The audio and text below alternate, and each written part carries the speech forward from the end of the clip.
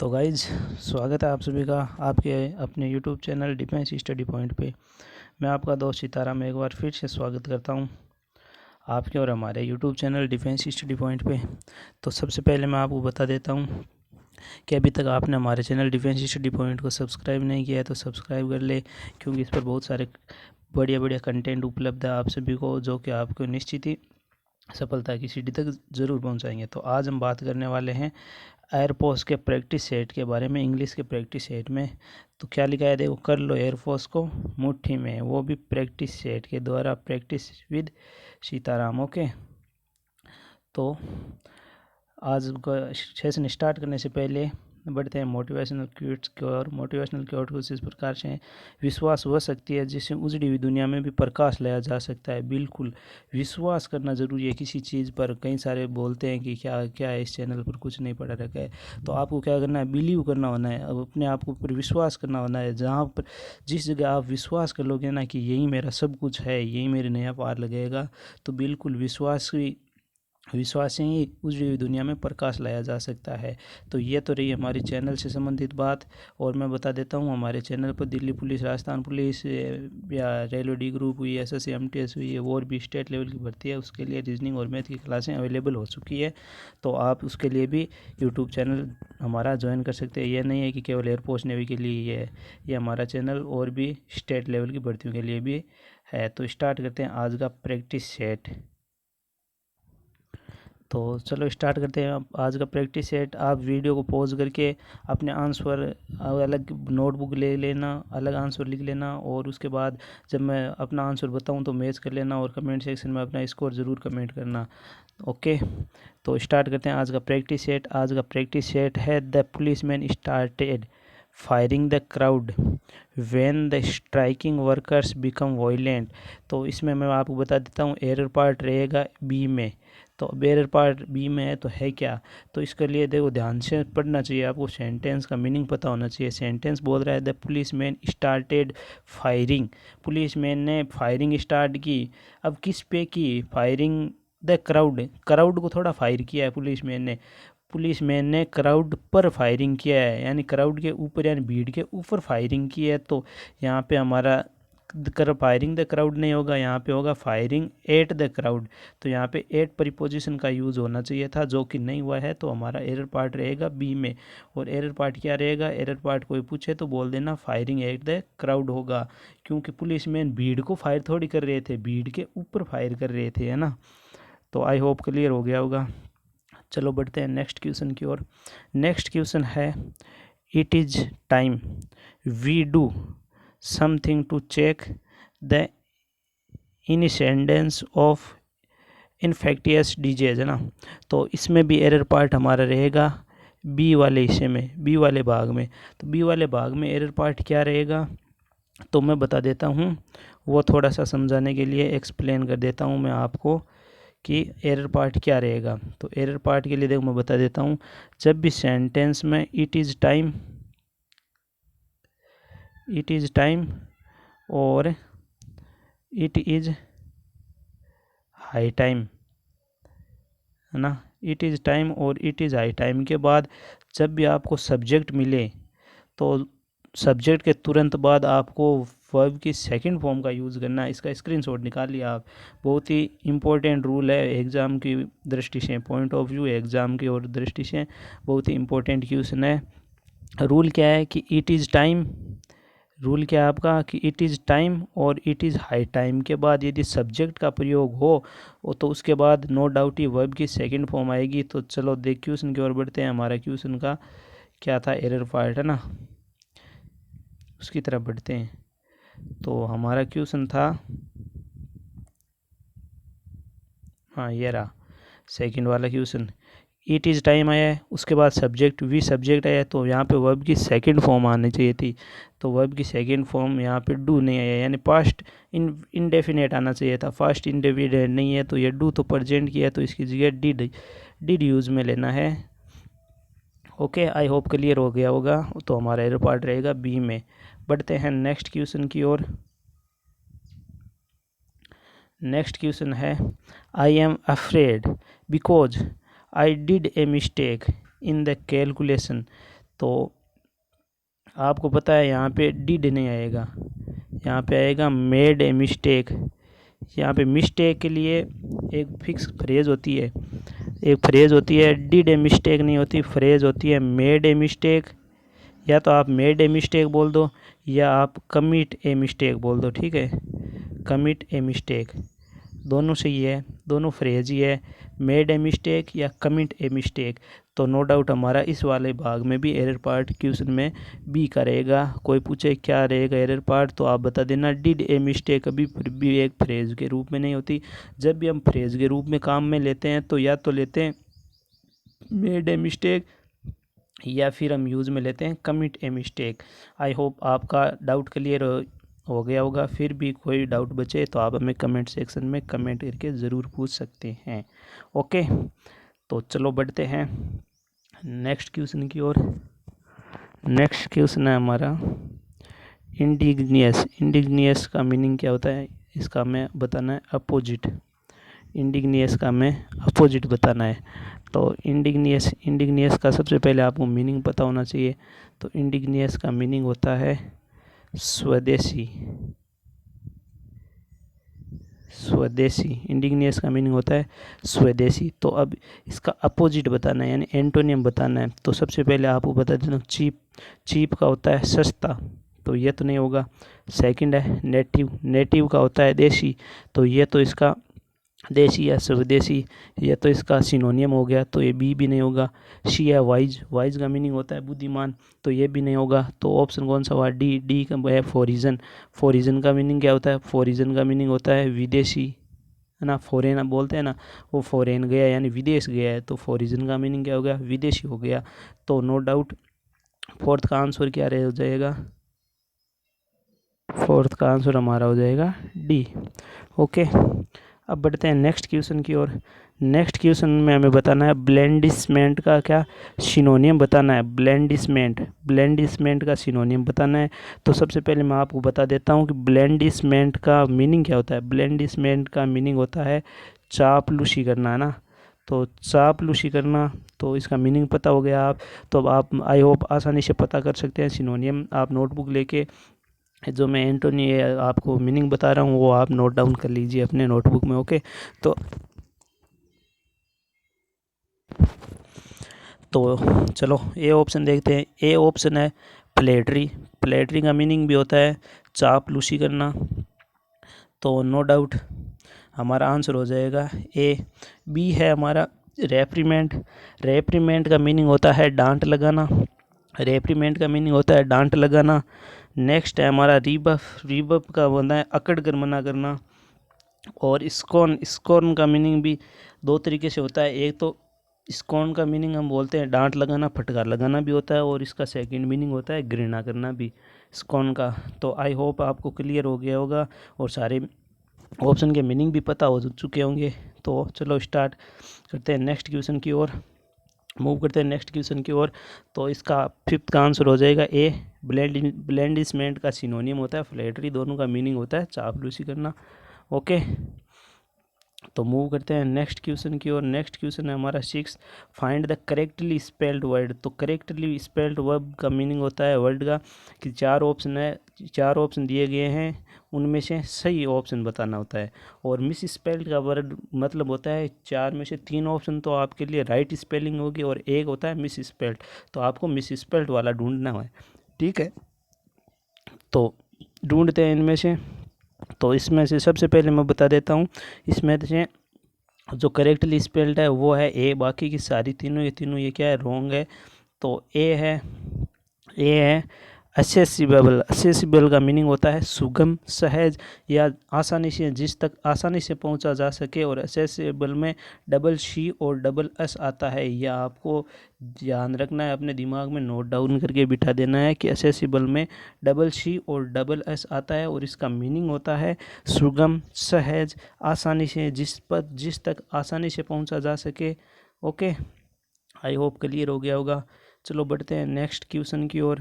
Next question है one who is determined to extract full vengeance of wrong done to him.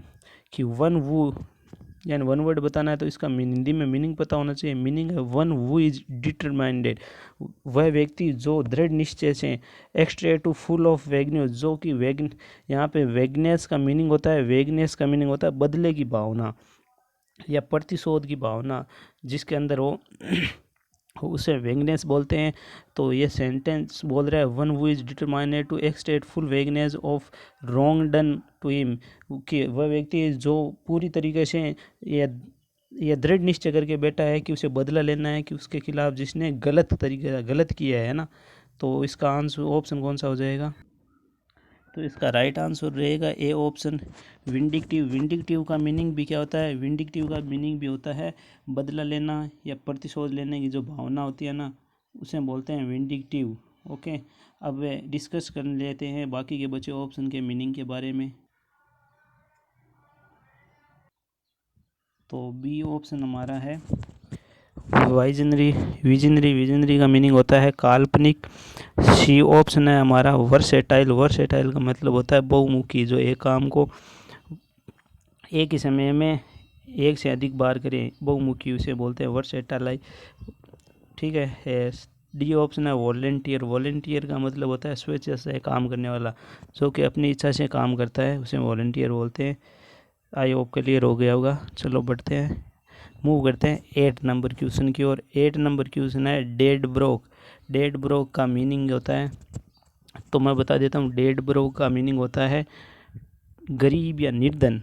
तो इसका meaning बताना है तो इसका आंसर हो जाएगा डी, पेनीलेस। पेनीलेस का मीनिंग भी होता है गरीब और निर्धन। तो सबसे पहले चलो हम बता देते हैं आगे मीनिंग के बारे में, बाकी बचे ऑप्शन के मीनिंग के बारे में। तो सी ऑप्शन है एक्साइटेडली। एक्साइटेडली का मीनिंग होता है उत्तेजित, कि आई एम एक्साइड मतलब उत्तेजित। एक्साइटली इसकी एडवर्ब होगी। डेडली है, ये भी एडवर्ब है, इसका मीनिंग होता है घातक। और एंग्रीली मतलब गुस्से से रिलेटेड हो गया। तो डेड ब्रो का मीनिंग होगा गरीब, और गरीब यहाँ पे आंसर है पेनीलेस। पेनीलेस का मीनिंग भी गरीब होता है। तो नो डाउट ए का आंसर हमारा डी हो जाएगा। आई होप क्लियर हो गया होगा। चलो बढ़ते हैं, मूव करते हैं नेक्स्ट क्वेश्चन की ओर। नेक्स्ट क्वेश्चन है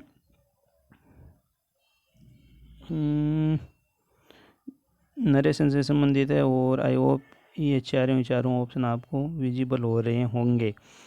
तो चलो सोल्व आउट करते हैं। Change the narration. I said to my brother let us go to some hill station for a change. तो इसका सबसे पहले मैं बता देता हूँ, लेटस है ना, लेटस से शुरुआत होने वाले वाक्य को हम सजेस्ट या प्रपोज से बनाते हैं। तो देखते हैं कौन से ऑप्शन में, ओहो इसमें चारों ऑप्शन में सजेस्ट दिया गया है, तो हम ऑप्शन यहाँ से तो डिलीट नहीं कर सकते। तो दूसरा हम करते हैं कि लेटस से सजेस्ट या प्रपोज से स्टार्ट करते हैं, लेकिन लेटेस्ट वाले सेंटेंस में हम शुड का प्रयोग करते हैं। तो शुड का प्रयोग करते हैं, तो देखते हैं बी में क्या दिया गया है। बी में सेल दिया गया, सॉरी ए में सेल दिया गया है, तो ये सेंटेंस नहीं होगा। बी क्या है? शुड, हाँ ये हो सकता है। सी में क्या है? ये लेटेस्ट दिया गया है, तो ये नहीं होगा। डी में ये लेट दिया गया है, तो ये भी नहीं होगा। तो इस प्रकार से बी ऑप्शन हमारा राइट हो जाएगा। तो बता दें लेटेस्ट के सेंटेंस में हम सेड टू को सबसे पहले सजेस्ट या प्रपोज में बदलते हैं, और उसके बाद शुड का प्रयोग करते हैं।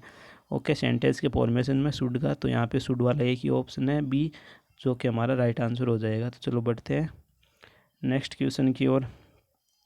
नेक्स्ट क्वेश्चन है हमारा चेंज द वॉइस चेंज करना है। द मेंबर शुड एडहियर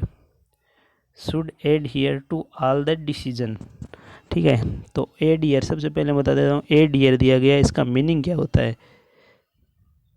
सबसे पहले मैं बता देता हूँ, एड ईयर का मीनिंग होता है समर्थन देना, यानी सारे मेंबर है ना, वो the member should adhere to all the decision. Members ने, सदस्यों ने सारे डिसीजन है ना, निर्णय, उनको क्या कर दिया? समर्थन दे दिया। एडियर यानी समर्थन होना है। ठीक है, तो हम वॉइस करते हैं, तो वॉइस से सबसे यहाँ पे शुड दिया गया है, मॉडल ऑक्सिलरी वर्ब दिया गया है, तो उसको शुड दिया गया है, यानी मॉडल ऑक्सिलरी वर्ब दी गई है। यानी मॉडल ऑक्सिलरी वर्ब के बाद यदि पैसिव बनाते हैं तो बी और थर्ड फॉर्म का यूज़ करते हैं। तो देखते हैं कौन से सेंटेंस में बी और थर्ड फॉर्म है। तो इसमें शुड नहीं दिया गया, यह सेंटेंस कैंसिल आउट हो गया। और डी में, इसमें भी शुड नहीं दिया गया है, मॉडल वापस आएगा, नहीं दिया गया। और इनमें दिया गया है, शुड भी दिया गया है, बी भी दिया गया है ना, थर्ड फॉर्म भी दी गई है। तो अब चेक करते हैं। तो ये ऑल द डिसीजन सबसे पहले आगे आ जाएगा। सबसे पहले चेक करते हैं, तो हाँ sentence by all the members, यानी यहाँ पे केवल द मेंबर्स दिया गया है और इस सेंटेंस में ऑल द मेंबर्स दिया गया है, तो हमारा बी ऑप्शन भी नहीं होगा और राइट आंसर हो जाएगा हमारा सी। इस प्रकार से आप चेक करते रहना। तो चलो बढ़ते हैं, मूव करते हैं नेक्स्ट क्वेश्चन की ओर, 11th सेंटेंस की ओर। 11th क्वेश्चन क्या बोल रहा है? 11th क्वेश्चन बोल रहा है the film was Khalistan interesting. तो सबसे पहले यहाँ पे आपको चेक करना है इंटरेस्टिंग के बारे में। तो देखते हैं इसका आंसर क्या होगा। तो इसका आंसर होगा बी फेयरली। अब फेयरली आंसर कैसे होगा वो मैं आपको बताता हूँ, एक्सप्लेन करता हूँ कि यहाँ पे द फिल्म क्या है। द फिल्म हमारी नाउन है और ये है इंटरेस्टिंग। इंटरेस्टिंग क्या है? इसकी विशेषता बताता है। नाउन की विशेषता बताने वाले शब्दों को क्या बोलते हैं? विशेषण बोलते हैं, और जिसको हम बोलते हैं एडजेक्टिव इंग्लिश में, ठीक है। तो ये इंटरेस्टिंग हमारा क्या हो गया? एडजेक्टिव। और एडजेक्टिव को क्वालिफाई कौन करता है? एडजेक्टिव को क्वालिफाई करती है एडवर्ब। तो इस सेंटेंस में देखो एडवर्ब, ऑप्शन में एडवर्ब कौन कौन सी है? तो एडवर्ब है हमारी, एक तो फेयरली और एक है रादर। तो फेयर तो नहीं होगा क्योंकि फेयर हमारा क्या है? एडजेक्टिव है। और इंटरेस्टिंग भी क्या है? एडजेक्टिव। तो दो एडजेक्टिव एक साथ नहीं आ सकते क्योंकि एडजेक्टिव इंटरेस्टिंग है। तो एडजेक्टिव इंटरेस्टिंग को क्वालिफाई करने के लिए सबसे पहले आपको क्या आएगा? नाउन आएगा, सॉरी एडवर्ब आएगा। तो एडवर्ब हमारी है एक तो फेयरली और एक है रादर। तो फेयरली, यहाँ पे मैंने फेयरली को क्यों चूज़ किया? वो आप बोलोगे रादर क्यों नहीं लगा सकते? तो देखो इसमें क्या है, कॉन्सेप्ट रहता है फेयरली और रादर का। तो फेयरली का प्रयोग किया जाता है यहाँ पे, जैसे बोलते हैं गुड एडजेक्टिव के बारे में, यानी गुड क्वालिटी के एडजेक्टिव होता है ना, गुड क्वालिटी के जो एडजेक्टिव होते हैं ना, उसको गुड क्वालिटी के एडजेक्टिव को क्वालिफाई करने के लिए हम क्या, किसका यूज़ करते हैं? फेयरली का यूज़ करते हैं। और बैड क्वालिटी के जो भी एडजेक्टिव है तो उसको क्वालिफाई करने के लिए हम रादर का यूज़ करते हैं। ये डिफरेंस है फेयरली और रादर में, ठीक है। तो यहाँ पे इंटरेस्टिंग क्या है? गुड क्वालिटी एडजेक्टिव है, तो नो डाउट हमारा बी ऑप्शन हो जाएगा। तो चलो बढ़ते हैं नेक्स्ट क्वेश्चन की ओर। नेक्स्ट क्वेश्चन है he pride himself dash dash his good health. तो बहुत सारे बच्चों ने यहाँ पे सी ऑप्शन किया होगा, ऑफ। तो यहाँ पे ये ऑफ नहीं है, ये मैं पहले बता देता हूँ, यहाँ पे लगेगा ऑन। अब कोई बोलेगा प्राइड ऑफ भी होता है और प्राउड ऑफ भी होता है। तो इसका देखो मैं एक फिक्स कॉन्सेप्ट है ये प्रीपोजिशन का, तो वो मैं आपको बता देता हूँ कि क्या कॉन्सेप्ट है। इनका कॉन्सेप्ट क्या रहने वाला है कि प्राइड है ना, प्राइड, आपका प्राइड वो एज ए वर्ब यूज होता है ना, वर्ब यूज, तो उसके साथ ऑन प्रीपोजिशन यूज में ली जाती है। और यही प्राइड जब एज ए नाउन यूज किया जाता है तो इसके साथ ऑफ का यूज किया जाता है। और एक होता है हमारा प्राउड जो कि एडजेक्टिव है और इसके साथ ऑफ प्रीपोजिशन का यूज किया जाता है। इसका भी आप स्क्रीनशॉट निकाल लेना है। और एक और है कि टेक प्राइड के साथ ये एक फिक्स फ्रेज है। टेक प्राइड इसका मतलब होता है किसी काम में गर्व करना, और टेक प्राइड है ना, इसके साथ फिक्स प्रीपोजिशन है, इन का यूज़ किया जाता है। तो हमारा सेंटेंस क्या था? हमारा सेंटेंस कुछ इस प्रकार से था कि he prides himself dash dash dash is good health. तो मैंने बताया था प्राइड का दो यूज होता है, एक तो वर्ब के रूप में, जब प्राइड को हम वर्ब के रूप में यूज़ करते हैं तो ऑन प्रीपोजिशन यूज़ में लेते हैं, और प्राइड को जब एज ए नाउन के तरह काम में लेते हैं तो उसके साथ ऑफ का प्रयोग करते हैं, ठीक है। तो यहाँ पे क्या है, ही क्या है हमारा? यहाँ पे ही हमारा है सब्जेक्ट। तो सब्जेक्ट के बाद क्या आता है? वर्ब। तो ये वर्ब हो गई हमारी प्राइड। तो इसके साथ जब हम एज ए वर्ब यूज़ करते हैं तो इसके स्थान पर क्या यूज़ करते हैं? ऑन। तो हमारा इस सेंटेंस में क्या होगा? इस सेंटेंस में हमारा राइट आंसर हो जाएगा ऑन। तो मैं बता देता हूँ आपको, एक बार फिर से बता देता हूँ, रिपीट कर देता हूँ। प्राइड का जब एज ए वर्ब के रूप में यूज़ में लेते हैं तो ऑन का प्रयोग करते हैं, और प्राइड का जब एज ए नाउन के रूप में प्रयोग करते हैं तो उसके साथ ऑफ का प्रयोग किया जाता है। और प्राउड है ना, उसके साथ हमेशा ऑफ का प्रयोग किया जाता है। और ध्यान रखिए कि प्राउड है ना एक एडजेक्टिव है। और फोर्थ यानी चौथी बात याद रखने वाली है कि टेक प्राइड एक फिक्स फ्रेज है और इसके साथ हमेशा इनका प्रयोग किया जाता है। और टेक प्राइड का मीनिंग होता है किसी काम में गर्व करना। ओके, तो स्टार्ट करते हैं, मूव करते हैं नेक्स्ट क्वेश्चन की ओर। नेक्स्ट क्वेश्चन है हमारा, fate smiled Khalistan him in all his ventures, all in ventures. तो वेंचर्स का मैंने बता देता हूँ। सबसे पहले आपको हिंदी में मीनिंग पता होना चाहिए। वेंचर्स का मीनिंग होता है परियोजना। तो अब कई सारे बच्चे इस सेंटेंस में क्या प्रयोग करेंगे, ज़्यादातर मूव करेंगे, 99% बच्चे 8 की ओर मूव करेंगे, लेकिन उनका आंसर गलत हो जाएगा, है ना। क्यों? इसका राइट आंसर वो होगा ऑन। अब कैसे ऑन होगा मैं बता देता हूँ। तो आप सारे बच्चों को डाउट होगा कि सर हमने तो स्माइल के साथ एट का प्रयोग किया है, पढ़ा है। तो आपने सही पढ़ा है, बट डियर स्टूडेंट, स्माइल होता है ना, स्माइल, उसके साथ हमेशा एट का प्रयोग किया जाता है। लेकिन जब सेंटेंस में फेट स्माइल या लक स्माइल का प्रयोग हो जाए, इसके साथ स्माइल के साथ यदि फेक या लक, फेट FATE या LUCK, लक, यानी या तो स्माइल के साथ फेट या स्माइल के साथ लक वर्ड का प्रयोग हो जाए, तो उसके बाद हमेशा ऑन का प्रयोग किया जाता है, ठीक है। और इसका मीनिंग हो जाता है किस्मत, किस्मत होता है, यानी उसका मतलब मीनिंग हो जाता है फिर किस्मत में बदल जाती है। तो इसके साथ क्या हो जाएगा, ऑन हो जाएगा। आई होप अच्छे से आपको क्लियर हो रहा है। तो चलो बढ़ते हैं 14 नंबर क्वेश्चन की ओर। 14 सेंटेंस में दिया गया है, hardly had I left the house dash dash dash it began to rain. तो मैं बता देता हूँ, हार्डली का पेयर है ना, वो वेन होता है हार्डली, और स्कारली के साथ वेन का प्रयोग किया जाता है। नो सूनर के साथ देन का प्रयोग किया जाता है, और इफ़ के साथ THEN का प्रयोग किया जाता है, और वाइल के साथ, वाइल किसी के साथ कंजक्शन का पेयर नहीं है। तो आपको समझ में आ गया कि हार्डली स्कारली के साथ वेन का प्रयोग किया जाता है, और इस सेंटेंस में हार्डली दिया गया है तो वेन होगा, और यदि हार्डली के स्थान पर यहाँ पे नो सूनर का प्रयोग होता तो देन का प्रयोग होता, और इफ़ के सेंटेंस में हम देन का प्रयोग करते हैं। तो नो सूनर के साथ THAN का प्रयोग किया जाता है, और इफ़ के साथ THEN का प्रयोग किया जाता है। यह सेंटेंस में आपको ध्यान रखना है। चलो बढ़ते हैं नेक्स्ट में PQRS की तरफ। तो PQRS में आपको सबसे पहले क्या ध्यान रखना है, सब्जेक्ट का पता करना है। तो इस सेंटेंस में सब्जेक्ट क्या है, the pen which has help me. तो द पेन, तो देखते हैं क्यों से स्टार्ट, क्यों से स्टार्ट हमारा एक ही ऑप्शन हो रहा है ए, तो ए हमारा राइट आंसर हो जाएगा। आगे आपको कुछ भी नहीं करना है, सबसे पहले देखना है पेन। तो अगर यहाँ पे 2 ऑप्शन में क्यों होता तो हमें आगे चेक करना होता, तो यहाँ पे हम आगे चेक नहीं करेंगे, क्योंकि द पेन हमारा सेंटेंस हो गया, सेंटेंस का सब्जेक्ट हो गया, तो सब्जेक्ट से हम वाक्य की शुरुआत करते हैं। तो PQRS में सबसे पहले आपको सेंटेंस फाउंड आउट करना है, और सेंटेंस से आप PQRS में आसानी से बढ़ सकते हैं। चलो मूव करते हैं 16 सेंटेंस की ओर। 16 सेंटेंस है, what is the noun form of die. तो डाई का हमें नाउन फॉर्म बताना है। तो डाई का नाउन फॉर्म सबसे पहले मैं आपको बता देता हूँ कि डाई है ना, इसका नाउन फॉर्म होता है डेथ। तो यह सी हमारा राइट आंसर हो जाएगा। और डाई एक वर्ब है जिसका मीनिंग होता है मरना, और डेथ यहाँ पे नाउन के रूप में लेते हैं, तो इसका मीनिंग हो जाएगा मृत्यु। और यहाँ पे जो डेड दिखाई दे रहा है DEAD, डीड, तो इसका ये एडजेक्टिव फॉर्म है, ये इसका एडजेक्टिव फॉर्म है, और इसका आंसर हिंदी में मीनिंग हो जाएगा मृत। और ये डाइड है, ये इसकी सेकंड और थर्ड फॉर्म है। और फोर्थ ऑप्शन को डिस्कस कर लेते हैं, डेडली। तो डेडली ये भी एक एडजेक्टिव है और एडवर्ब है, दोनों है। तो चलो बढ़ते हैं नेक्स्ट की ओर।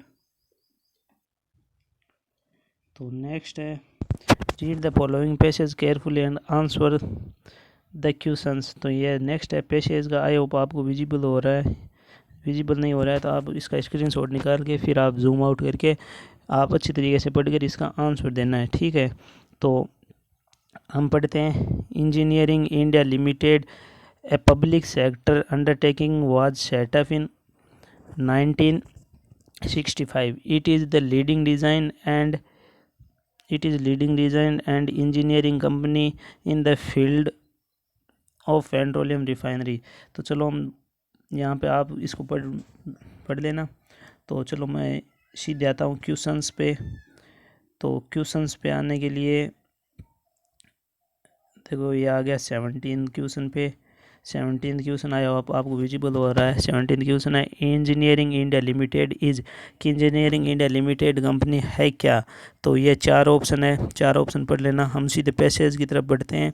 तो पैसेज की तरफ बढ़ते हैं तो पैसेज में दिया गया है कि engineering India limited a public sector undertaking was setup in 1965। It का प्रयोग किया है इंजीनियरिंग इंडिया लिमिटेड के लिए। तो it is the leading design and engineering company, ये एक लीडिंग डिज़ाइन और इंजीनियरिंग कंपनी है। तो देखो चेकआउट करते हैं कौन से ऑप्शन में है। तो ये ऑप्शन नंबर बी है, a leading design and engineering company. तो ये हमारा बी ऑप्शन हमारा राइट हो जाएगा क्वेश्चन नंबर 17 के लिए।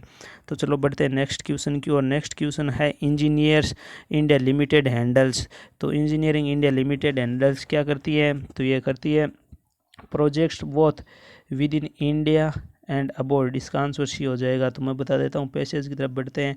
तो पैसेज में कहाँ मिलेगा आपको? पैसेज में ये मिलेगा इट्स सर्विस, यानी इसकी जो सेवाएं हैं वो है इस service to a number of countries in Asia and Africa. तो इसकी सेवाएं एशिया और अफ्रीका में मिलती है। तो सबसे पहले ये अबॉर्ड का मीनिंग होता है विदेश, तो विदेश, तो अबॉर्ड का मीनिंग होता है विदेश, तो ये विदेशों में हो जाएगी। और इंजीनियरिंग इंडिया लिमिटेड है, कंपनी इंडिया की है, तो नो डाउट इंडिया में भी सर्विस देगी। तो इसका आंसर क्या हो जाएगा? राइट आंसर हो जाएगा सी। 18 का राइट आंसर क्या हो जाएगा? 18 का राइट आंसर हो जाएगा projects both with in India and abroad. सबसे पहले मैं आपको बता देता हूँ, एक एग्ज़ाम की दृष्टि से मोस्ट इंपॉर्टेंट वर्ड है अबॉर्ड। अबॉर्ड यानी अबॉर्ड का मीनिंग होता है विदेश में, न कि विदेश में। तो आपको पता होना चाहिए इन अबॉर्ड कभी भी साथ में नहीं आएगा, क्योंकि इन का मीनिंग होता है में और अबॉर्ड का मीनिंग भी होता है विदेश में। तो इसका आंसर विदेश में नहीं हो सकता। तो यहाँ पे इन अबॉर्ड के साथ कभी भी इनका प्रयोग नहीं किया जाएगा। ये एरर में क्वेश्चन दिया जा सकता है, तो मैंने बता दिया है, याद रखना, नोट डाउन कर लेना। ओके, तो बढ़ते हैं 19th क्वेश्चन की। और 19th क्वेश्चन हमारा बोल रहा है कि engineering India limited does not deals in which of following area. तो कौन से एरिया में इंजीनियरिंग इंडिया लिमिटेड काम नहीं कर रही है, यानी डज नॉट कर रही है। डील इन का मतलब होता है व्यापार। तो कौन से एरिया में यह इंजीनियरिंग इंडिया लिमिटेड कंपनी है वो अपना व्यापार नहीं कर रही है? तो इसका मैं आपको बता देता हूँ आंसर। इसका आंसर होएगा डी, सीमेंट मैन्युफैक्चरर्स। क्योंकि आप ने पैसेज में ध्यान से पढ़ोगे ना तो वो होगा, वो कुछ इस प्रकार से रहेगा कि it is the leading design and engineering company in the field of petroleum refineries. Petroleum refinery में करती है petrochemicals, oil and gas processing, offshore structure and platforms, fertilisation, molecular and power. ये इतने सारे एरिया में ये अपनी सर्विसेज देती है, सेवाएं देती है। इसमें कहीं भी सीमेंट मैन्युफैक्चरर्स का नाम नहीं दिया गया है। तो हमारा यहाँ पे है ना पैसेज का 19th का आंसर हो जाएगा सीमेंट मैन्युफैक्चरर्स। और नेक्स्ट और आज का अंतिम क्वेश्चन है, the service provided by engineering India limited include, कि कौन सी सर्विस प्रोवाइड की जाती है? तो हमने पहले बता देते हैं, ये कमीशनिंग असिस्टेंट की सर्विस प्रोवाइड की जाती है इंजीनियरिंग इंडिया लिमिटेड के द्वारा। क्योंकि फाइनेंशियल हेल्प कहीं भी आपको पैसेज में नहीं नज़र आएगा, वाटर हार्वेस्टिंग नहीं आएगा, एक्सपर्ट ड्यूटी क्लियरेंस नहीं आएगा। तो इसका आंसर हो जाएगा ए।